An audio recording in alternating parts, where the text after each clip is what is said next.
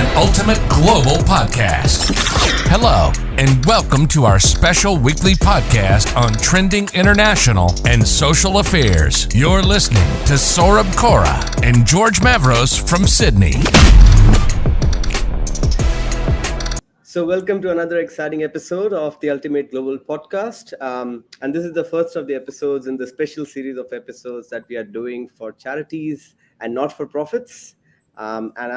It's our pleasure at the Ultimate Global Podcast to have this first episode with Danny Mayson, who's the founder of Be Kinder Foundation. I met her around a month ago at one of the networking events in Sydney, and I was really inspired by the whole story of her foundation because it was very touching and it inspired not only me, but I think the entire audience who were present in that hall on that particular day, and it touched their hearts that you really want to help Danny in some or the other way for this foundation. So to start off with, Danny, why not you give us a brief about Be Kinder Foundation and what it is all about? Absolutely. Well, thank you so much for having me. It's wonderful to be here and for giving me the opportunity of, talking about the Be Kinder Foundation. So Be Kinder was set up. We lost our beautiful 12-year-old daughter, Billy, when she was 12 years old in a tragic horse accident. And Billy was an incredible little girl. She just... It's almost like she was an old soul, and people, used to say that there was just something about Billy, and she was just so kind and empathetic and compassionate. And we decided, when she died, that kindness would become her legacy.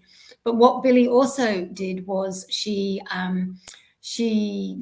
wrote stories and poetry, and she'd actually just been awarded an academic scholarship to high school based on her amazing writing ability. And she wrote about, things like family and dreams, things that a 12-year-old girl would write. But she also wrote about deeper issues such as racism and bullying and even death. And she would always come to me and her dad and say, Mum, I want to write a book. What can I write about? So after she died, it became a really big thing for me that Billy hadn't got to complete her book and that I had to do it for her.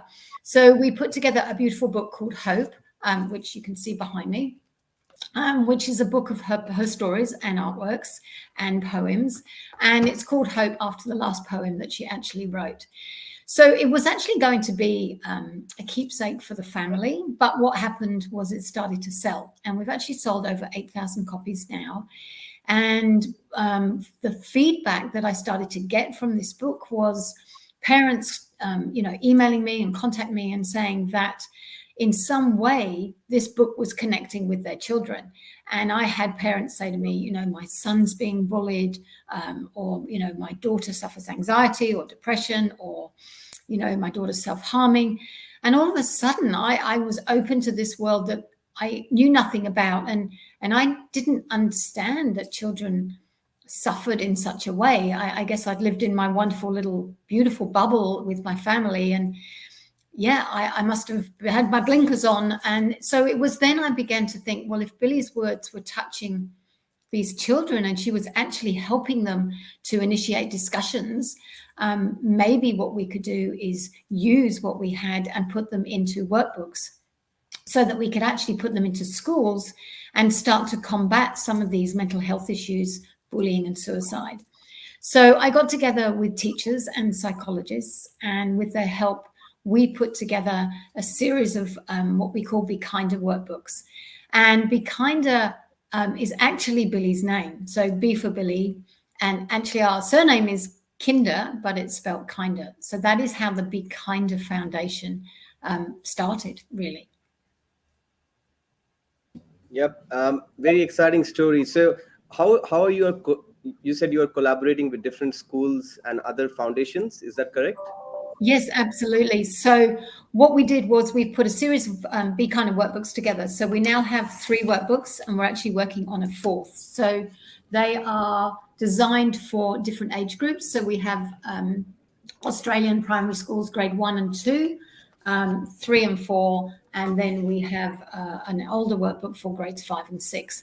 So they're positive, unique learning tools, and they perfectly align with the Australian PDHPE curriculum, K to 6.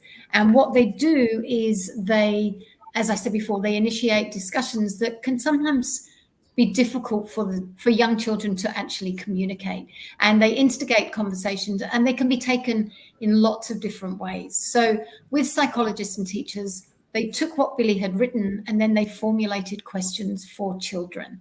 So it might be Billy wrote a poem about taking action or inspiration, and the questions might then say, how could you inspire your friends? Or they lead the children to think about their feelings. So it's really about teaching empathy, kindness, and compassion. And it's all done in a positive way. And instead of the negativity that there is out there, everything is bullying and self-harming and suicide. And, these children with, social media as it is, they are inundated with these topics.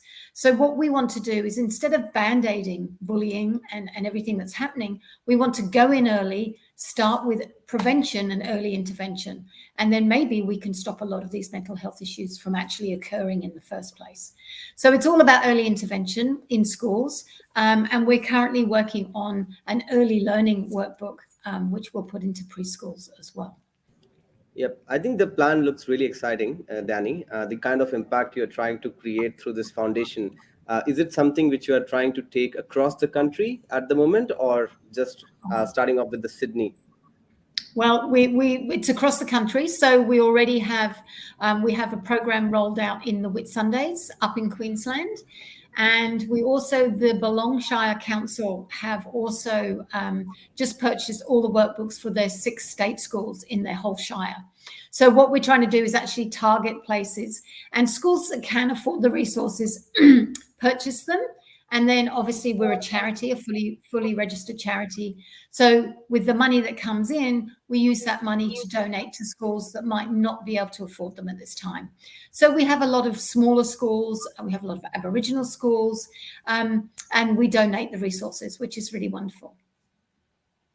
Absolutely. Would like to ask George as well regarding this thing. As you know that one of the aims of Ultimate Global Podcast was to create an impact in the lives of others, and no better than charities and not-for-profits. How do you see the role of Ultimate Global Podcast contributing towards these charities and not-for-profits in general through the discussions that we are having in this podcast, George?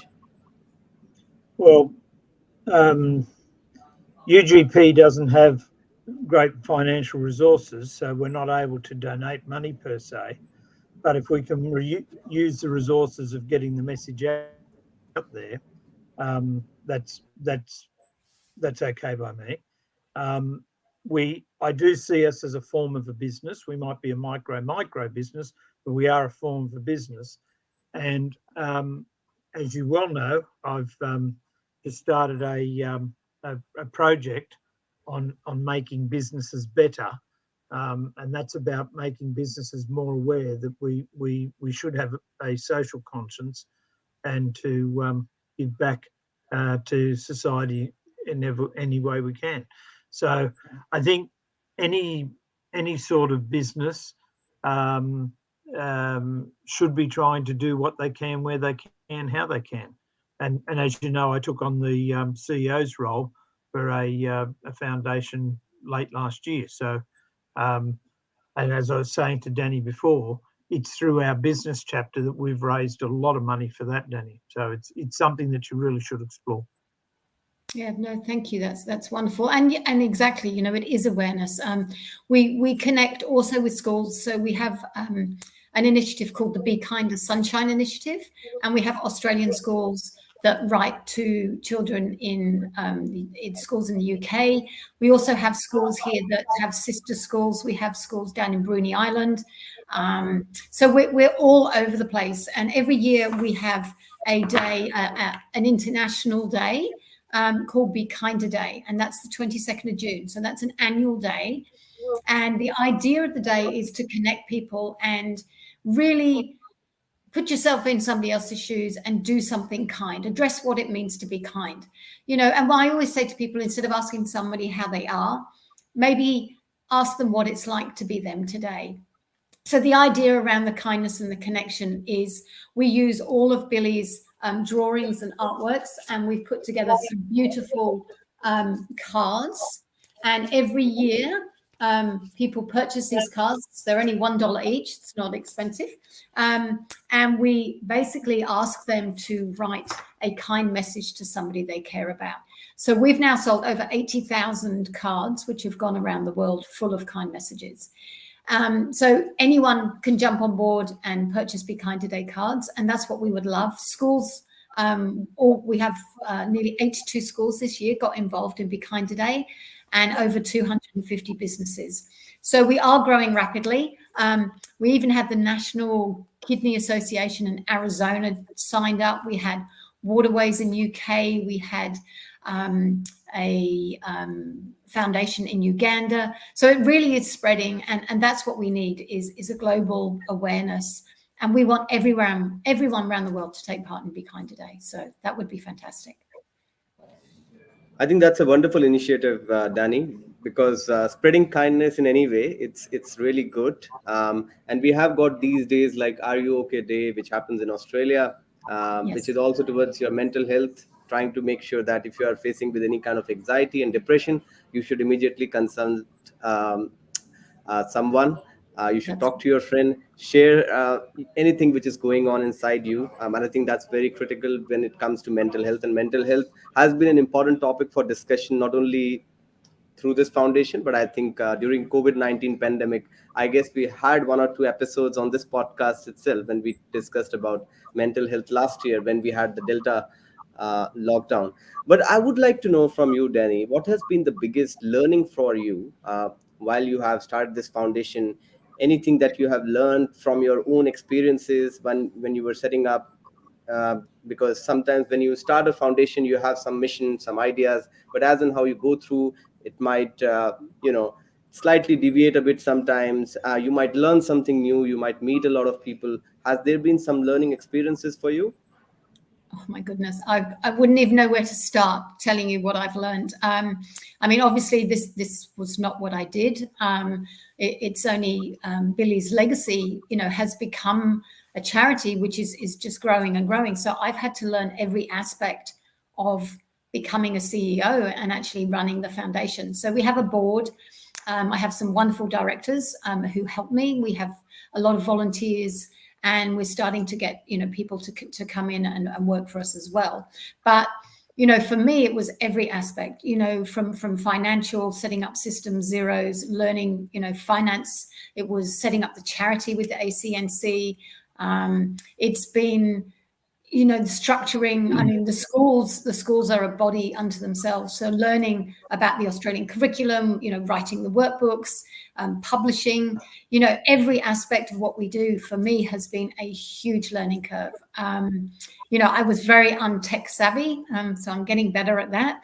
It's everything. It's every area, learning now about corporate partnerships, and getting ready for that next level. So yes, I'm always learning. I learn something every single day. I'd like to say I really wish I wasn't, and I really wish I wasn't doing that. I'd rather be with Billy, but I am not, and I'm doing this, and I feel now if I have to be here without her, then I need to make a difference. And as George was saying, we all have the power to make a difference through our actions. We can all make a difference.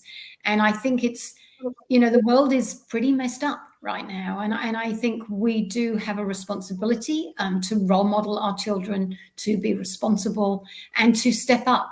And, it's got to that crucial point now. The mental health issues, the statistics are going through the roof. It's getting worse and worse. And I think we really need to go down that early intervention prevention road and change things that are happening and start role modeling and start making a difference, especially through, people, I guess, that can, maybe the bigger corporates, maybe they can help in these kind of areas. They all have their corporate social responsibility, and big corporates do a lot in this space. They already do. but you can never have too much. So yes, I just think we all learn every day. We just need to keep learning. Yep. And I think I would like to bring in George into this discussion when we are talking about spreading kindness and talking about mental health. I guess, George, as I told before, that COVID-19 pandemic itself has been the biggest learning. When people were locked down in their houses, some of the people started getting stressed due to what's happening outside, as to how uncertain their future is, and different things that were going on during that time. How do you think kind of COVID-19 has also change this dynamics towards the mental health problem that the world is facing? Well, there's been a couple of different impacts. For a start, it revolutionised communications because Zooms and podcasts and all those things never had the lift that they'd had until COVID came along. But the other side of it is that we shoved a whole lot of people in four walls or in their homes and prevented them from interacting. And so for some people that was fine. And for many, many people, that was exceedingly damaging to their mental health and well-being. I think COVID is something that there'll be another version of that somewhere down the track. I think one of the things that sadly it also did for organisations like Be Kinder and my own foundation and things like that is that it did identify that people need help. And it did identify that not everybody can just get through this sort of stuff. Even the strongest of the mentally fit were affected by that isolation and all of that. And so I think in a really weird way, it's actually opened the door for people like Danny and myself and other people that are in charity, because when we now talk to people about people need help and people need kindness, the greater percentage of the population know what that's about because they're in bloody lockup and they know what that was like when they couldn't get help. That's right. And no, we are meant to be connected. We thrive on connections and interactions with other people. And yes, exactly that, George, to sit and stare at a screen. I don't think there would have been anyone during COVID that didn't feel disconnected at some point. But I also think that it has helped the way that you say, but I think it's also disjointed us a bit as well. And I think connections now aren't what they should be, and people now, they're happy to meet on Zoom and they're happy to flick a text. We're missing that fundamental community where we should be out with each other, interacting and leaning on other people and doing things for others rather than just everything's in the flick of a switch and a button and a this. And I think people need to step back and take more time, really take the time to be present. And I think it's such a busy world, we forget to actually sit in the moment a lot. Yeah, it's a very interesting situation because I agree with you in principle in what you're saying, but on the other side of the coin, there are so many people that I've spoken to just recently who had no idea about FaceTime, no idea about Zoom, no idea about online meetings and this and this and this. I was away at a camper trailer meeting where many of those people are retired and above the age, certainly well above the age of 65. And everybody's got their iPad out and everybody's communicating. And so there's a part of me that thinks it's actually, there are some good aspects to it, Danny, because many people who weren't communicating with their family before, or they'd ring mum for 5 minutes or 10 minutes, they're now actually doing a face-to-face or a Zoom family thing, and it's actually elevated the communication. So I think we've got to be careful, though, that we don't get too lazy and use technology to cut out going out unnecessarily, But with that time you've saved, then go out and use it sensibly. Yeah, absolutely. Yeah, it's that quality time. Yeah. And I totally agree with you. You know, my dad was sick throughout COVID in the UK, and, you know, the whole family every week, you know, all Zoomed at the same time. And, you know, it was a great way to connect. Yeah. But like you say, I just feel, yeah, the world gets a little lazy on it. And with, you know, COVID, we're still doing it, you know, even now, you know, people are still resorting to that. And, you know, it is easier for people. And in some good ways, people would rather work from home than keep traveling and, you know, commuting in traffic. It gives them back time, which is a bonus as well. But I do feel that fundamental core of community isn't what it used to be. So we had a situation in networking groups where networking groups across the board probably suffered somewhere in the order of 20-25% drop in people coming back. When we came back live, there's a lot of people that said, well, look, I'm so used to doing this now on Zoom, I'm not coming back. But that's starting to change again, and people are starting to, you know, and networking generally, and I'm still of that opinion, you need face-to-face, and you need to get the body language and the energy in the room and all that sort of thing. Yes. Yes. But the flip side of that, I'm aware of a group that has they have, I think, about 15, 16 chapters, and they now have another chapter that is purely Zoom, so they don't meet face-to-face at all. Now, if you take 1 on 16, you're talking about a 6% increase in people networking because of the technology. So it's interesting. It's interesting.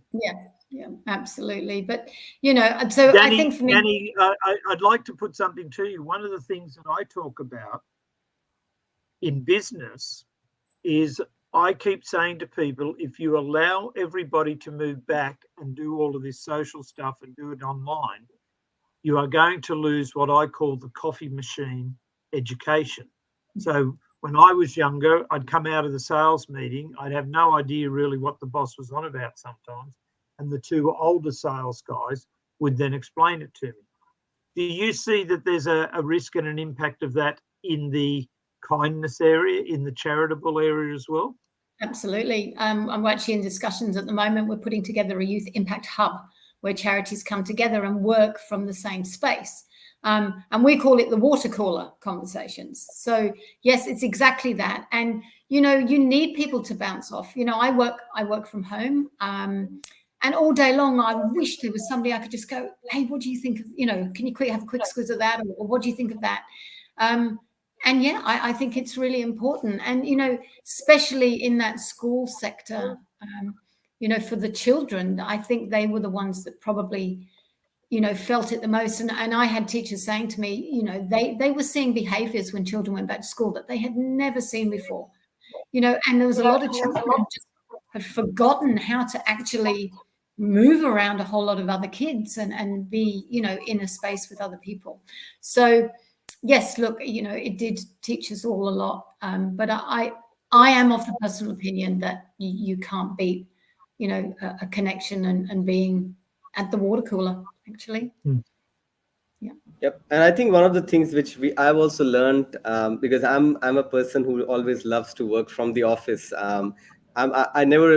I was just joking with one of my friends a week back that I need to have my work desk at least 5 kilometers away from my bed. If it is not away from my bed, then there is always a chance for me that you have a break time from 12 to 1. You'll just go down and lie down on the bed. So for me, bed is a very bad attraction during the lunchtime. That is why, you know, I just joined a new company 3 months ago. I think, hardly worked 1 day from home. Other than that, all the time from the office. And the reason for that is when you see the people around you, that they are also working with double, triple the energy, you feel motivated, and Yes. you also get to meet so many new people. You know, the kind of network you can create with people once you meet face to face is I don't think has any comparison when you meet them virtually. But of course, if you look at the upside of this podcast idea came to us when we were all virtual, and we thought, how can we engage with people virtually? And we started off with this podcast, which is called the Ultimate Global Podcast. It's got really great engagements, and that's why we thought of making it hybrid. I have also started organizing some bushwalks in Sydney, where I meet people in person every Sunday, every Saturday. We've already organized 5 bushwalks in Sydney. And in that bushwalk, we not only chat about these podcast episodes, we chat about each other's lives, what's going on, how was our week, and that's how you make that people-to-people connection. And that, which is very yes, important. exactly. And that, I think, is what I'm trying to say. That is the important thing. And, it's like I came on here and you said, how are you? And I said, I'm fine. But if we were out walking and climbing a hill, we would probably have a lot more conversation about how I actually was. And it's, everyone can put on a face. And I think that is what is so dangerous. We can all sit here and be what we need to be in the moment or in a space, but it doesn't give you the whole person, and you don't get a chance to really, I think, when you're on screen for an hour on a Zoom or this, it's not the same as sitting next to somebody in an office. And it's the body language, and you can't tell really. One of the reasons for our workbooks is, for the younger children, they draw faces and can you show me someone that's sad or somebody that's happy, or just from body language, how do you think someone's feeling? And you can't see that on Zoom. You can't get somebody's body language.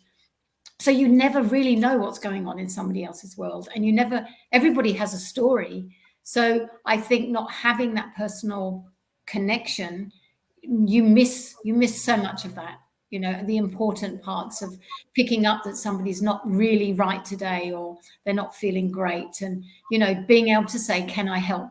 Or, do something kind for somebody, or just be in that moment with them. And I think that's very hard to do online, very hard. Well, thank you so much, Danny. I really appreciate you spending time with us. I understand that George has got something to do after this, and I'm sure you have also got something to do after this. So we will end this episode here. I would have wished to continue this episode for 1 or 2 hours more with the kind of engaging conversations we are having now. But I hope to see you in another episode. You are still in Sydney, and I also make sure that we can also meet another time in person. I think you're also having a networking event on 11th of November. Are you having a networking event in the coming days? No. We are currently doing our Walk for a Kinder World event, which is on about going for a walk. And that runs till the 13th of November, which is World Kindness Day. So we end on World Kindness Day. Yes. All right.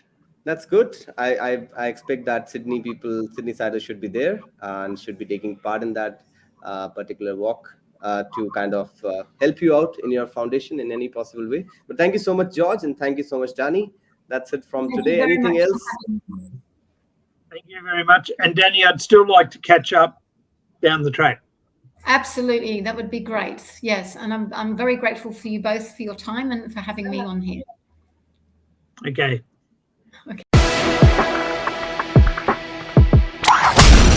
This is an Ultimate Global Podcast. Hello, and welcome to our special weekly podcast on trending international and social affairs. You're listening to Saurabh Kora and George Mavros from Sydney.